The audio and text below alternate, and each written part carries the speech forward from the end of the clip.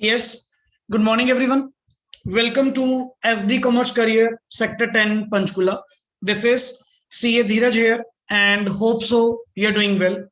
In the previous class, IED का sir हम लोगों का चैप्टर 3 ऑलमोस्ट एंड पे है और जस्ट आज एक शॉर्ट डिस्कशन के थ्रू हमने remaining part that is all about sir trade को लेकर हम लोगों ने क्या करनी है, डिस्कशन करनी है। बेसिकली सर अगर मैं पॉइंट्स में डिस्कशन करूं, चैप्टर 3 के अंदर आपने सारे सिनारियोस तो नहीं डिस्कस करे, बट सिर्फ और सिर्फ 40 इयर्स की जो टाइमिंग आपके पास थी 1950 से लेके 1990 तक, क्लियर, आप लोगों ने 3 सिनारियोस के रिगार्डिंग टू डिस्कशन करनी है। सबसे पहला है एग्रीकल्चर, जिसमें आप लोग वेल नॉन है, वो लैंड रिफॉर्म्स आपने पढ़े प्लस टेक्निकल रिफॉर्म्स आप लोगों ने रीड आउट किए, क्लियर। एंड टेक्निकल रिफॉर्म्स के अंदर आपका जो मेन कॉन्सेप्ट था वो ग्रीन रेवोल्यूशन को लेकर था, क्लियर। प्लस इंडस्ट्रीज, जो हमारा लास्ट लेक्चर इंपॉर्टेंट रहा है इंडस्ट्रीज को लेकर, इंडस्ट्रीज में रेवोल्यूशन के लिए एक इंडस्ट्री पॉलिसी रेजोल्यूशन, क्लियर, जो आईपीआर 1956 में लॉन्च की गई, क्लियर। सेकेंड 5 ईयर प्लान के अंदर जो सबसे बड़ी मॉडर्नाइजेशन लाई गई इंडस्ट्री को लेकर, वो थे सर 3 पॉइंट्स। इस आईपीआर के 3 एलिमेंट्स हैं जो अपने आप में मोस्ट इंपॉर्टेंट है। नंबर 1 इज सर, हमने पहले तो 3 फोल्ड क्लासिफिकेशन करी, दैट मींस हमने अपनी इंडस्ट्रीज को 3 कैटेगरीज में बांटा, category 1, 2 and 3। Category 1 exclusively reserved for the, किसके लिए? प्योर पब्लिक सेक्टर के लिए, clear. And category B, category 2 वाले जो हमारे पास थे, यहाँ पे पब्लिक प्लस प्राइवेट मिलके तो काम कर सकते हैं, बट सर मेन रोल जो होगा वो किसका होगा? पब्लिक सेक्टर का होगा, प्राइवेट लीडिंग रोल में नहीं आएगा। एंड थर्ड सेक्टर जो है वो एक्सक्लूसिवली प्राइवेट के लिए छोड़ दिया गया कि प्राइवेट सेक्टर वाले यहाँ पे क्या कर सकते हैं, अपना काम कर सकते हैं। मतलब हमने इंडस्ट्रीज को 3 क्लासिफिकेशन में क्या कर दिया था, डिवाइड कर दिया था। नंबर 2, इंडस्ट्रियल लाइसेंसिंग होना अपने आप में आईपीआर 1956 का क्या था, एक एलिमेंट था। एंड सर इंडस्ट्रियल लाइसेंसिंग करने की जो आप लोगों ने यहाँ पे बैकग्राउंड रीड आउट किया कि गवर्नमेंट का क्या व्यू पॉइंट था लाइसेंसिंग करने का, नॉट ये कि आपको रेगुलेट किया जाए। मेन कारण क्या था? रिसोर्सेज की एक्सप्लॉयटेशन को रोकना एंड प्लस आपके ऊपर एक नजर रखना कि कौन कितना कंट्रीब्यूट कर रहा है by using the national resources, clear. And even sir आपको कोई नया प्लांट लगाने के लिए ही नहीं, इवन आपने अगर अपनी प्रोडक्शन एक्टिविटी एक्सपैंड भी करनी है तो भी आपको उसके लिए क्या लेना पड़ेगा, एक इंडस्ट्रियल लाइसेंस लेना मैंडेटरी था। नंबर 3, इंडस्ट्रियल कंसेशंस, जो मोस्ट ऑफ द केसेस में गवर्नमेंट आज भी करती है। किसी भी बैकवर्ड एरिया को प्रमोट करने के लिए गवर्नमेंट आपको क्या प्रोवाइड करती है सर? कंसेशंस प्रोवाइड करती है, जिसमें सर मे बी वो टैक्स हॉलीडेज हो, शायद आपके ऊपर टैक्स ही ना लिया जाए काफी साल तक, क्लियर। या मे बी किसी ना किसी वे से, सेकेंड वर्ड आपका क्या यूज किया गया कि सर पावर सप्लाई आपको कंसेशनल रेट्स पे क्या की जाएगी, प्रोवाइड की जाएगी। Is that clear? तो ये हम लोगों का लास्ट लेक्चर समराइज था, प्लस एक वर्ड आया स्मॉल स्केल इंडस्ट्रीज को लेकर कि एसएसआई को डे बाय डे क्या किया जाए, प्रमोट किया जाए, बिकॉज एसएसआई के बेनिफिट हैं। सर हर कोई पर्सन लार्ज स्केल इंडस्ट्री तो ऊपर नहीं कर सकता, बट हम सब मिलकर एक स्मॉल स्केल लेवल पे तो प्रोडक्शन कर ही सकते हैं ना। और प्लस सबसे बड़ा फायदा, एसएसआई को प्रमोट करोगे तो एम्प्लॉयमेंट एंड इक्विटी को भी क्या होगा, प्रमोशन होगा। इक्विटी का मतलब क्या हुआ सर? अब गरीब गरीब नहीं रहेगा, सबको परमिशन मिलेगी, आप अपने लेवल पे इंडस्ट्रीज ओपन करें और अपना क्या करें, काम को, क्लियर। जिससे एक तो सर ये एसएसआई लेबर इंटेंसिव होती हैं, कैपिटल इंटेंसिव नहीं, क्योंकि हमारे पास कौन सा इतना पैसा है कि हम मशीनरी लगा के काम कर पाएंगे। तो हमारे लिए एक पॉजिटिव थिंग थी कि एसएसआई को लगाने से, इनको बढ़ावा देने से हमारे डबल मोटिव पूरे होंगे, ग्रोथ भी होगी प्लस इंप्लॉयमेंट अपॉर्चुनिटीज भी आएंगी, लोगों का level of standard of living क्या होगा, अपने आप इंक्रीज होगा, क्लियर। तो ये सर हमारे 2 कंपोनेंट्स डिस्कस हो चुके, 1 is agriculture, number 2 is industry. But आज नेक्स्ट वन जो टॉपिक हमने डिस्कस करना है दैट इज सर ट्रेड को लेकर, and I think so 2-3 pages ही हमारे पेंडिंग है यहाँ पे इस टॉपिक के अंदर, clear. As soon as possible इसको कंप्लीट करें, and from the coming lecture जो पॉसिबल हो पाया, मे बी आपको मैं शायद ओवरऑल रिवीजन दोबारा फिर करवाऊं, जो हम लोगों का मे बी संडे सेशन हो पाए, जो भी हमारी कमिंग क्लास होगी, तो उसके अंदर सर आप लोगों को चैप्टर 2 एंड चैप्टर 3 दोनों की आप लोगों को रिवीजन करवा के नेक्स्ट वीक सबसे पहले इसी का क्या लिया जाएगा, टेस्ट लिया जाएगा, क्लियर? चलिए सर, ट्रेड जिसको वर्ड कहा गया ट्रेड ऑफ या स्ट्रेटेजी ऑफ इंपोर्ट सब्स्टिट्यूशन। पहली बात, इंपोर्ट मतलब सर जब आप रिसोर्सेस या किसी भी तरह की मशीनरीज एंड मटेरियल्स को यहां से लेने की बजाय फॉरेन की मार्केट में से क्या करते हैं, परचेज करते हैं और इंडिया में उसको क्या करते हैं, इंपोर्ट करते हैं। ये तो सर गलत बात है ना। आप डोमेस्टिक परचेजिंग पावर को, जो पैसा यहां की मार्केट में जाना चाहिए था वही पैसा आपने बाहर की मार्केट से परचेज करके, गुड्स को वहां से परचेज करके आपने यहां वाली परचेजिंग पावर, यहां वाला मनी फ्लो फॉरेन सेक्टर में दे दिया। ये तो बहुत गलत बात है सर। आप तो एक तरफ कहते हो ट्रेड को बढ़ावा दो और दूसरी तरफ अपनी कंट्री को छोड़कर दूसरी कंट्री को स्ट्रॉन्ग कर रहे हो। ये तो गलत बात है सर। और ऐसी क्या खास बात है सर, ऐसी क्या खास बात है कि आपको बाहर से इंपोर्ट करना पड़ता है? क्या इंपोर्ट का सब्स्टिट्यूशन क्या इंडिया में नहीं तैयार हो सकता? ऐसी क्या चीज अल्टीमेटली जो फॉरेन से ही आपको क्या करनी पड़ेगी, इंपोर्ट करनी पड़ेगी? उसका सब्स्टिट्यूशन इंडिया में ढूंढ लो, वही चीज इंडिया में ही बनानी स्टार्ट कर दो। तो सर कम से कम डोमेस्टिक परचेजिंग पावर फॉरेन जाने की बजाय डोमेस्टिक में तो रहेगी, यहां का पैसा यहां तो रहेगा और अपनी कंट्री को ही क्या मिलेगी, ग्रोथ मिलेगी, इनकम मिलेगी। तुम लोग उल्टा कर रहे हो, तुम लोग क्या कर रहे हो, ग्रोथ एंड इनकम दोनों किसको दे रहे हो, फॉरेन कंट्री को, by importing their goods in India. Yes please.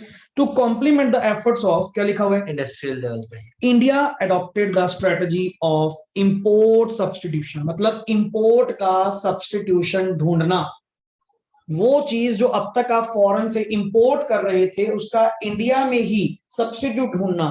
Clear? During the period 1950 से लेके 1990 it is also called as important, also called as, इसको वर्ड क्या बोलते हैं, इनवर्ड लुकिंग। कहते हैं दूसरों की तरफ नहीं, अपने अंदर देखो, अपने आप को उतना काबिल बनाओ। Inward looking trade strategy. Sir अपना ट्रेड खुद बचाओ, ना कि दूसरी कंट्रीज के ऊपर अपने आप को डिपेंडेंट करें। Clear? Inward looking trade strategy refers to the policy of reliance on, reliance मतलब डिपेंडेंट ऑन। क्यों सर आप अपने आप को दूसरी कंट्रीज पर डिपेंड कर रहे हो? फिर तो वो बात होगी ना कि अगर दूसरी कंट्री प्रोड्यूस करेगी तो तुम काम करोगे, नहीं तो नहीं करोगे। अगर सर उस इंपोर्ट का, उस आइटम का सब्स्टिट्यूट इंडिया में ढूंढ लिया जाए कि हमें बाहर से इंपोर्ट ही ना करना पड़े, दूसरों के ऊपर डिपेंड ही ना होना पड़े, और इससे बढ़िया चीज क्या चाहिए? यस, रिलायंस ऑन, क्या लिखा हुआ है, import substitution and protection to, सबसे बड़ी मेन चीज प्रोटेक्शन टू द, किसको, डोमेस्टिक इंडस्ट्री। इंडिया को स्ट्रॉन्ग करो, ना कि इंडिया को वीक करो। यहां की डोमेस्टिक इंडस्ट्री को क्या करो, प्रोटेक्ट करो थ्रू इंपोर्ट रेस्ट्रिक्शन। और सिंपल सी बात है जी, फिर हम क्या करेंगे, अगर तुम नहीं हटोगे ना इंपोर्ट करने से, हम इंपोर्ट रेस्ट्रिक्शन लगाएंगे, इंपोर्ट ड्यूटियां लगाएंगे। बाहर से इंपोर्ट करने की वजह क्या है, क्या सस्ता पड़ेगा? कोई बात नहीं, तुम करो इंपोर्ट, हम टैक्स लेंगे, हम ड्यूटीज लगाएंगे, हम रेस्ट्रिक्शन लगाएंगे कि मैक्सिमम कितना कर पाओगे। तो क्या फायदा सर? इससे बढ़िया जो चीज तुम वहां से इंपोर्ट कर रहे हो उसका सब्स्टिट्यूट इंडिया में ढूंढ लो। और वैसे भी अगर कोई चीज अगर तुमने बाहर से मंगवाई, उसके ऊपर टैक्स लगने से वो बराबर तो फिर यहाँ के हो गई, फिर तो यहीं से ले लेते, फिर तुम इंडिया से ही परचेज कर लेते, बाहर से क्यों इंपोर्ट करा? कहता सर देखो हमने तो अपना ट्रेड बचाना है ना, सरकार ने तो ट्रेड बचाना ही बचाना है, इकोनॉमी को बचाना ही बचाना है। अगर हर कोई पर्सन ऐसे इंपोर्ट करने लग गया फिर तो कोई भी पर्सन इंडियन मार्केट से परचेज ही नहीं करेगा। नहीं सर ऐसा नहीं काम चलेगा। कहते कोई नहीं, तुम करो, तुम इंपोर्ट करना चाहते हो ना, करो, इंपोर्ट रेस्ट्रिक्शन लगाएंगे, इंपोर्ट ड्यूटीज लगाएंगे। तो सर जो वो मटेरियल होगा ही नहीं इंडिया में तो इंपोर्ट तो करना ही पड़ेगा। करो। अगर अगर सरकार, ऐसा नहीं है कि हर बार तुम्हें ड्यूटी देनी पड़ेगी, अगर सर आप अच्छे काम करने के लिए क्या कर रहे हैं, इंपोर्ट कर रहे हैं, देन गवर्नमेंट को कोई दिक्कत नहीं है, करो इंपोर्ट। बट जो चीज का सब्स्टिट्यूट इंडिया में बन सकता है, अवेलेबल है, उसको छोड़ते हुए फिर भी तुम बाहर से इंपोर्ट कर रहे हो, फिर नहीं छोड़ेंगे, फिर गलत बात है। फिर आप क्या कर रहे हो सर, डोमेस्टिक इंडस्ट्री की हेल्प करने की बजाय तुम फॉरेन इंडस्ट्री की क्या कर रहे हो, हेल्प कर। ये चीज नेक्स्ट आगे, note these points careful. Number 1, import substitution implies domestic production of those goods which the economy has been importing, जो तुम आज तक क्या करते आ रहे थे, इंपोर्ट करते आ रहे थे from the rest of the world से। This is a strategy to save forex by restricting the volume of imports, ताकि फॉरेक्स का रिजर्व हमारा बचा रहे। नहीं तो क्या होगा, तुम इंपोर्ट करते जाओ, फॉरेक्स के रिजर्व तेरे उड़ते जाएंगे, क्योंकि पेमेंट तो फॉरेक्स में करनी पड़ेगी ना आपको, डॉलर्स में। तो इंडिया का फॉरेक्स बेस क्या होता जाएगा, कम। इंडिया ने अपना भी तो देखना है, सिर्फ तुम्हारा थोड़ी देखना है कि अल्टीमेटली जी आपको इंपोर्ट करने से फायदा होगा। हमने अपनी कंट्री का फॉरेक्स बेस भी तो देखना है। अब जिस कंट्री का फॉरेक्स बेस अच्छा होता है वो अपने आप में कंट्री स्ट्रांग मानी जाती है। तो सर हमने वो भी तो देखना है। अगर तुम हट नहीं रहे तो अल्टीमेट हम कुछ ना कुछ तो करेंगे करेंगे। आगे, foreign exchange being extremely Scarce. scarce was to be utilized utilized for developmental imports, तुम्हारे वाला पॉइंट। सर क्या इंपोर्ट बिल्कुल बंद? ना ना ना, अगर डेवलपमेंटल इंपोर्ट्स करोगे जिससे यहाँ की क्या होगी, तरक्की होगी, जिससे इंडिया में क्या होगा, बेनिफिट होगा, उसको तो अलाउड है। कहते हैं आप यूज करो, फॉरेन एक्सचेंज को यूज करो, मना नहीं कर रहे फॉरेक्स को रिजर्व करने, यूज करने के लिए, बट उस काम के लिए यूज करो जो इंडिया में तरक्की लेकर आएगा, इंडिया की बेनिफिट के लिए होगा, ना कि नुकसान। Clear? Yes. Referring to import of जैसे प्लांट एंड मशीनरी, अब जैसे इंडिया में सर वो टेक्नोलॉजी है ही, तो बढ़िया है, तो तुम फॉरेन से टेक्नोलॉजी लेके आ रहे हो तो वो इंडिया की फेवर में चीज है तो वहां अलाउ। बट वो चीज जो इंडिया में अवेलेबल है फिर भी वहां से ना लेते हो, तुम कहां से ले रहे हो, फॉरेन से ले रहे हो, ये गलत। आगे चल, yes, which is essential for the growth and development but can not be, word है आगे तेरा word, can not be produced domestic, जो इंडिया में नहीं बन सकती, फिर तो अलाउ करेंगे करेंगे, फिर थोड़ी तो मना करेंगे। Yes, owing to the lack of technology, owing to the lack of investment funds, कारण कोई भी हो सकता है सर, बट यहाँ तो सर कुल मिला के इंडिया की फेवर के लिए ही इंपोर्ट कर रहे हैं, तभी तुझे वो अलाउ कर रहे हैं, अदरवाइज वो अलाउ ही ना करें। नेक्स्ट आगे, bye adopting inwards looking trade strategy the government prefer to economize the use of forex rather than maximize the generation of forex। हमें सर मैनेजमेंट करनी है, ये पॉलिसी के थ्रू हमें मैनेजमेंट करनी है, फॉरेक्स की मैनेजमेंट करनी है। मैं ये नहीं कह रहा फॉरेक्स बढ़ाओ, मैं ये कह रहा हूं जितना भी है कम से कम उसको मैनेज करके चलो। कहीं इंपोर्ट करते रहो और पेमेंट बाहर जाती जाए, जो पैसा इंडिया में ही रहना चाहिए था वो कहां जाए, बाहर जाए, ये गलत है सर। आगे, also the government wanted, main कारण तो सर ये भी है, हम अपनी डोमेस्टिक इंडस्ट्री को भी तो बचाना चाहते हैं, नहीं तो सर ये जो तुम्हारे बिजनेसमैन है ये हल्ला कर देंगे। किस बात का? क्योंकि सर फिर तो देखो आज की डेट में इंपोर्ट करने कौन सा कोई बहुत बड़े औखे, ऑनलाइन काम है, ऑर्डर प्लेस करना है, पेमेंट करनी है, घर पे तेरी चीज आए। क्लियर? अब सर एक सिंपल सी बात है, फिर तो सर जितने तेरे डोमेस्टिक इंडस्ट्री वाले हैं, यहाँ के बिजनेसमैन हैं, वो तो सारे के सारे सरकार पे गुस्सा निकालेंगे। किस बात का? एक चीज बताओ जी, अगला बाहर से मंगवा रहा है तो सस्ती पड़ती है, हमसे लेता है तो महंगी पड़ती है, और तुम कुछ कर नहीं रहे, फिर हमारे यहाँ पे होने का फायदा क्या? हम सरकार को टैक्स देते हैं और वो बाहर से इंपोर्ट करके सस्ते में खा रहा है, ये तो गलत बात है। सरकार आप लोगों के बारे में भी सोचेगी, डोमेस्टिक इंडस्ट्री को भी प्रोटेक्ट करने की सोचेगी, इसीलिए इंपोर्ट सब्स्टिट्यूशन को प्रमोट किया गया। The policy called as inward looking trade strategy. Inward looking, जो चीज यहां बन सकती है यहां बनाओ, अगर फिर भी तुम बाहर से इंपोर्ट करोगे हम लगाएंगे इंपोर्ट रिस्ट्रिक्शन और इंपोर्ट ड्यूटी। फिर मत कहना हाँ जो चीज पॉसिबल ही नहीं है, जो चीज पॉसिबल ही नहीं है वो तुझे अलाउ। क्यों? Lack of technology, lack of investment, और प्लस इंडिया के लिए तरक्की लेके आ रहे हो, ये कर लो इंपोर्ट, इसमें कोई दिक्कत जैसे कि सरकार अपने फायदे के लिए बाहर से कुछ इंपोर्ट करे तो exactly. उसमें भी इन दी फेवर ऑफ इंडिया, अगर इंडिया के फेवर में कुछ जा रहा है तो वो अलाउड है। और वैसे भी सर वो जो मैं तो खुद कह रहा हूं, मैं तो इंडिया से लेने को तैयार हूं, मैं डोमेस्टिकली परचेज करने को तैयार हूं, तो बनाए तो सही। तो बट सर जैसे कि अब इंडिया मतलब नरेंद्र मोदी जी ने एक एरोप्लेन ले रहे थे तो फॉरेन कंट्रीज ने मना कर दिया था, अमेरिका ने मना कर दिया था, तो फिर वो बाद में तो इंडिया में ही बना था वो वही तो बात है ना कि अल्टीमेट कुछ तो पॉलिटिकल बैरियर्स भी होते हैं हर पॉइंट्स को लेकर, बट स्टिल यहाँ पे हम ओवरऑल व्यू पॉइंट से क्या बात कर रहे हैं कि देखो सर जो चीज तो इंडिया में बन सकती है वो चीज तो कम से कम आप बाहर से इंपोर्ट मत करो, वो तो डोमेस्टिक इंडस्ट्री से यहाँ परचेज करो ना। जैसे आजकल आपने एग्जांपल ली है मोदी जी की, इन्होंने प्रमोट करा वोकल फॉर लोकल, कि लोकल सप्लायर से मान लो, अपने बंदे से मान लो, किसी और से क्यों लेते हो? किसी फॉरेन के सप्लायर से, दूसरी कंट्री से क्यों लेते हो? दूसरी कंट्री से लेना मतलब अपने आप को डिपेंडेंट करना उनके ऊपर, फिर तो वो बनाएंगे तो तुम खाओगे, ये तो गलत है सर। हाँ जो चीज इंडिया में बन ही नहीं सकती, पॉसिबल ही नहीं है, वो इंपोर्ट कर लो, उसमें कोई दिक्कत, उसमें मनाही भी नहीं है। क्लियर? यस प्लीज साइड पे सर फॉर्म्स ऑफ प्रोटेक्शन का एक बॉक्स है इंपॉर्टेंट, सर आपको क्या लगता है कि मतलब कैसे हम इनको प्रोटेक्शन प्रोवाइड कर पाएंगे, क्या इनवर्ड लुकिंग ट्रेड स्ट्रेटेजी में होगा? प्रोटेक्शन हम देंगे सर दो तरीके से। पहला वर्ड क्या लिखा हुआ है, टैरिफ। टैरिफ का मतलब क्या होता है, टैक्स लगाना।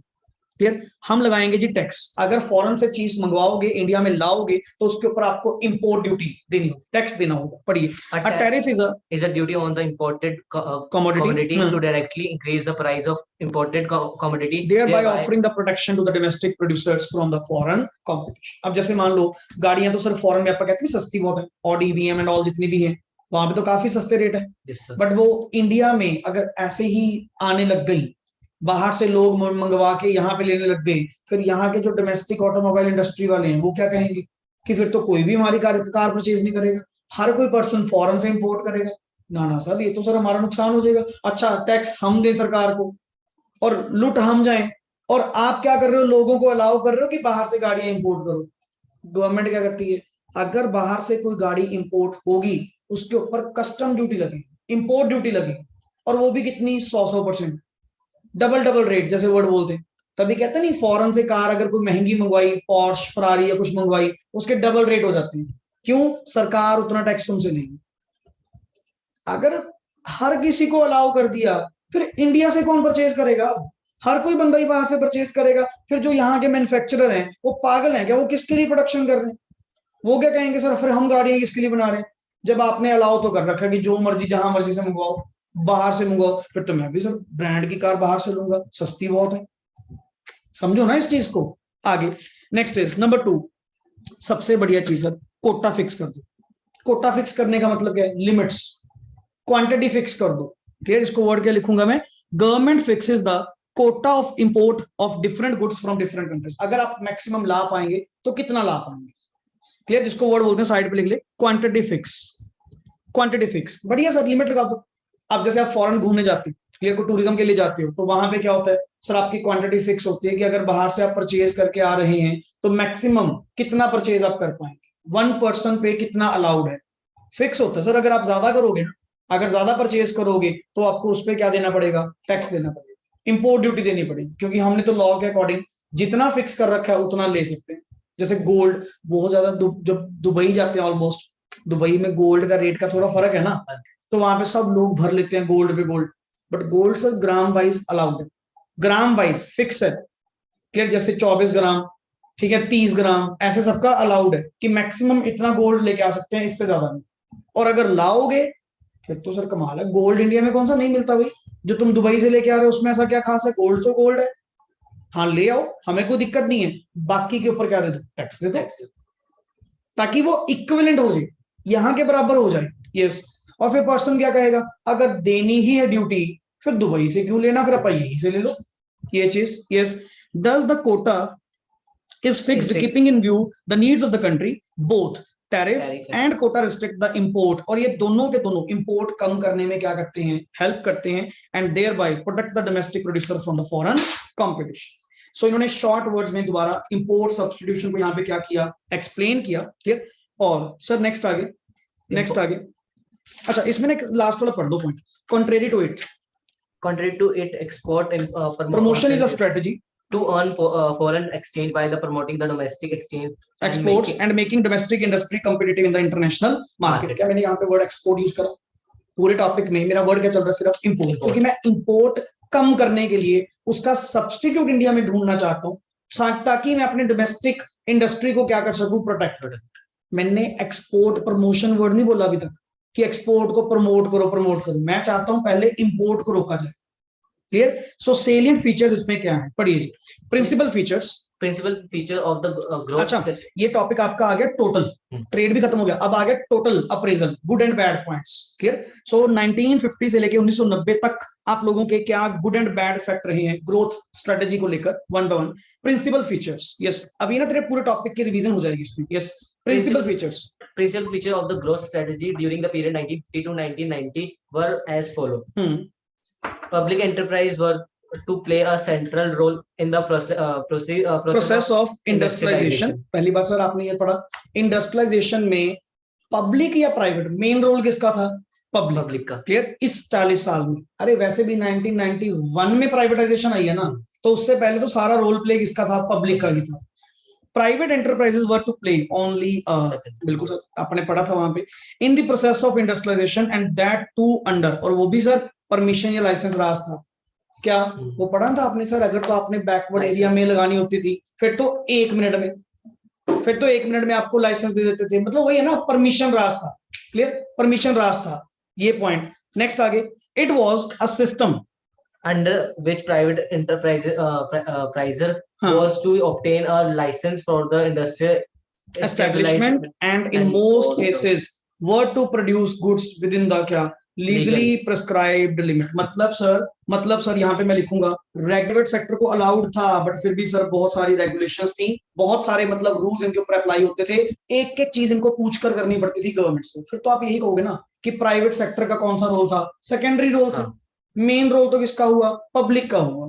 आगे, process of industrialization focus on the import substitution implying that the production of the such goods was to be accorded a high priority which were imported from the rest of the world। और main focus हमने पता क्या करा इन 40 साल में, वो industries लगवाई जो आप लोग चीज पहले क्या करते थे, इंपोर्ट ना, उसको इंडिया में बनाओ, उसका तोड़, उसका सब्स्टिट्यूट इंडिया में ढूंढो। Yes, the idea was to achieve main word self reliance, अपने आप को खुद पे डिपेंड करना, नॉट दूसरों पे सेल्फ रिलायंट होना। Clear, as well as to economise, और ऊपर से साथ में फॉरेक्स का भी तो ध्यान रखना। तो मेरा सर व्यू पॉइंट अच्छा था, मतलब इंपोर्ट सब्स्टिट्यूशन को हमने फोकस करा। Yes, as far as possible, domestic industry was the protected from the foreign competition।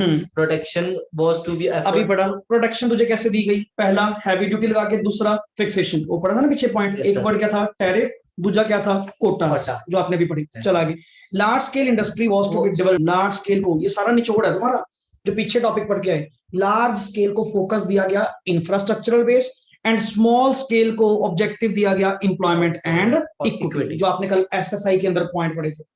ये लास्ट पेज ही मान लो, जिसने ये नहीं पढ़े तो अल्टीमेट पूरा टॉपिक मिस कर दिया।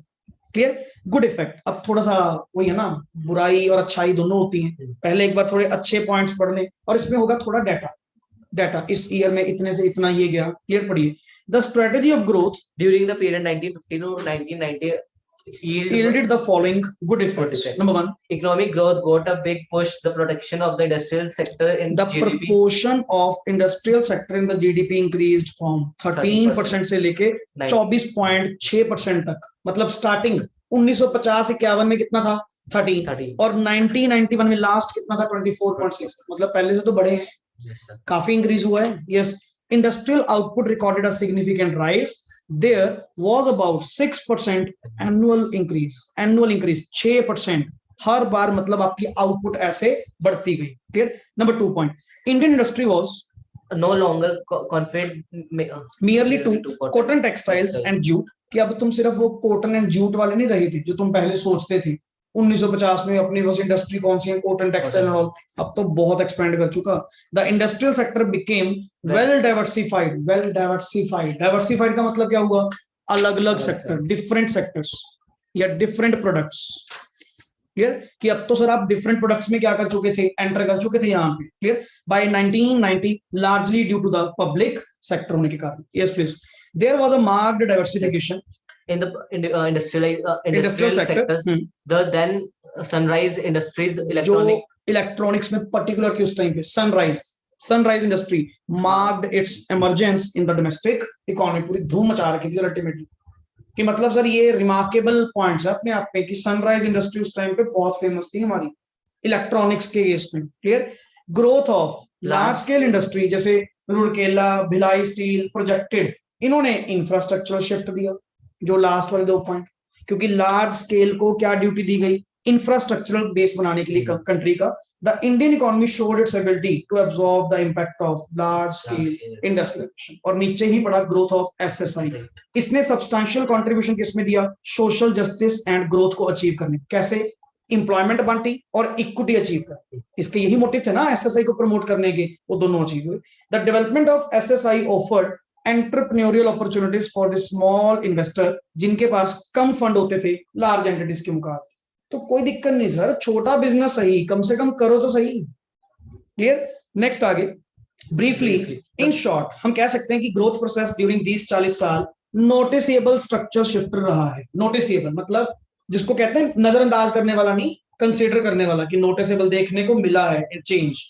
Significance of agriculture sector, yes, in terms of relative contribution contribution to of GDP, started decline in the favor of the industrial sector. Goals of 5 years plan, बिल्कुल, growth, modernization, equity and self reliance started showing green shoots। मतलब day by day sir ऐसी कोई बात नहीं है, हमें इन 40 साल में तरक्की मिली है। बट सर अभी तक आपने क्या पढ़े? सिर्फ पॉजिटिव पॉइंट, पॉजिटिव पॉइंट, नीचे ही पढ़े क्या? बैड इफेक्ट पढ़िए। ये 40 साल का बैड इफेक्ट क्या था? क्या क्या कमियां थी तुम्हारी? Bad effect were as significant as a good effect. These are under number one. In due course of time, the planners realized excessive dominance of public sector, क्योंकि सारा का सारा रोल प्ले किसके हाथ में था? पब्लिक के। फिर तो सर मतलब वही बात आ गई ना, कंप्लीट डोमिनेंस। डोमिनेंस का मतलब क्या होता है? Excessive control of. Clear? Dominance का मतलब क्या होता है? Control of. कि मेन कंट्रोल तो सारी पावर तो किसके हाथ में थी? पब्लिक सेक्टर के हाथ में थी, जिससे covering the production of certain consumer goods, clear, was realized as the key element of excessive dominance. It was indeed surprising that even bread and shoes were produced by the, मतलब आप लोग इतना dependent हो गए थे, bread and shoes तक भी कौन बना रही थी? मतलब गवर्नमेंट बना रही थी। नहीं मतलब आपको ये लग रहा था कि तेरा प्राइवेट सेक्टर इतना भी काबिल नहीं है। देखो आपके कहने का, आप बोल नहीं रहे बट कहने का मतलब तो यही हुआ ना।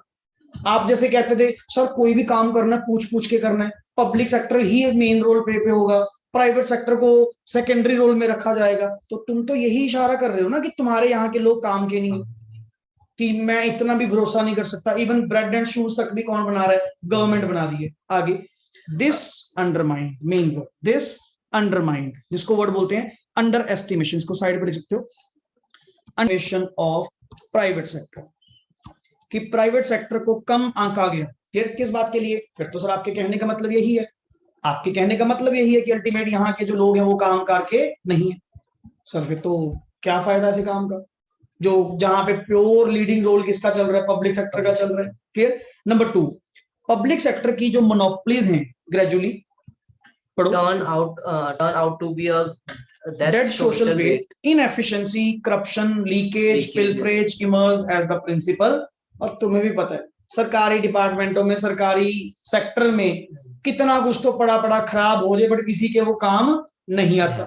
क्लियर? आगे, sir by increasing huge losses public sector enterprises led to inefficient use of scarce national resources.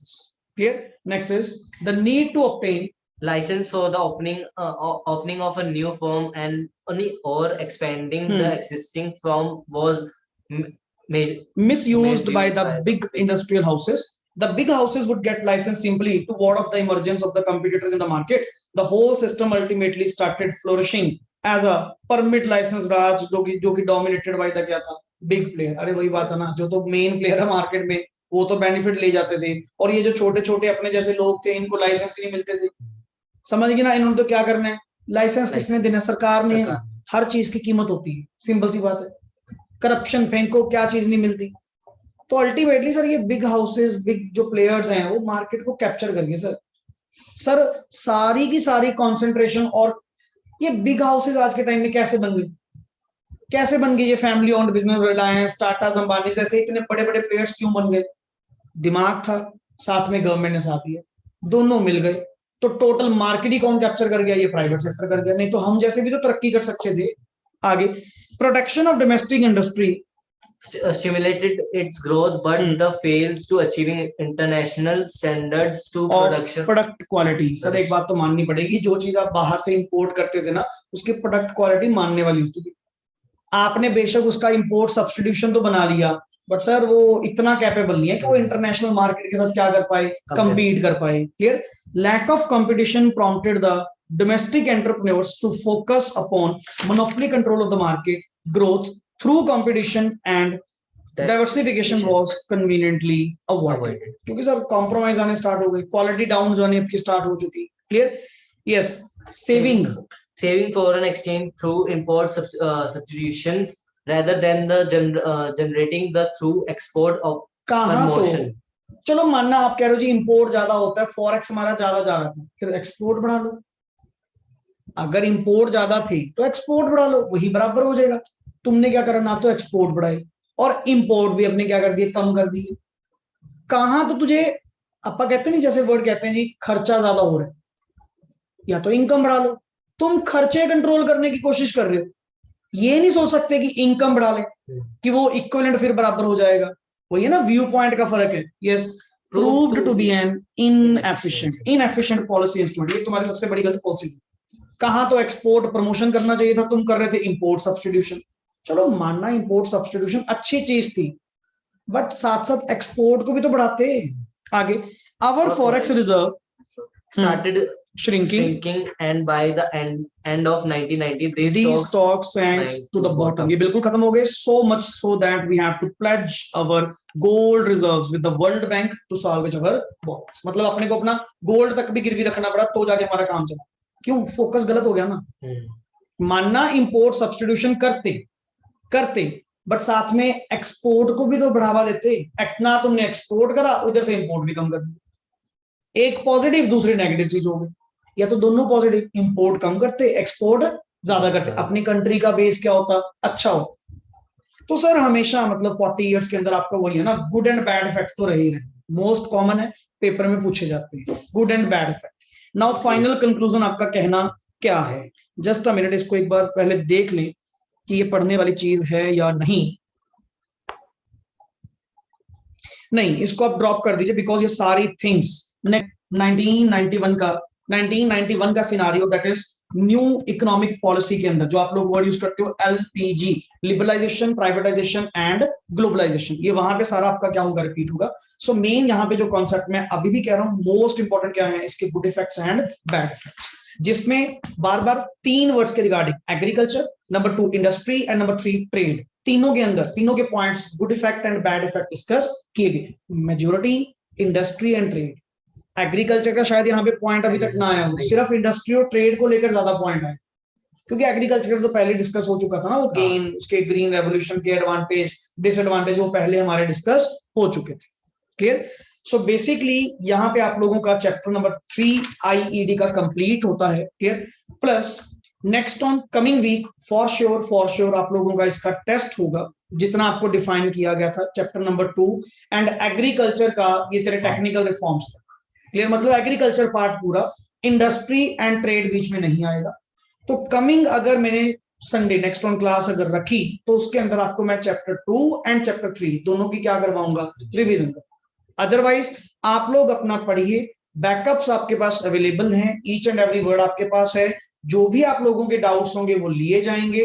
Plus coming week आप लोगों का टेस्ट फॉर श्योर लिया जाएगा, आईईडी का पहला टेस्ट चैप्टर 2 एंड चैप्टर 3 का एग्रीकल्चर तक का पार्ट। Is that clear?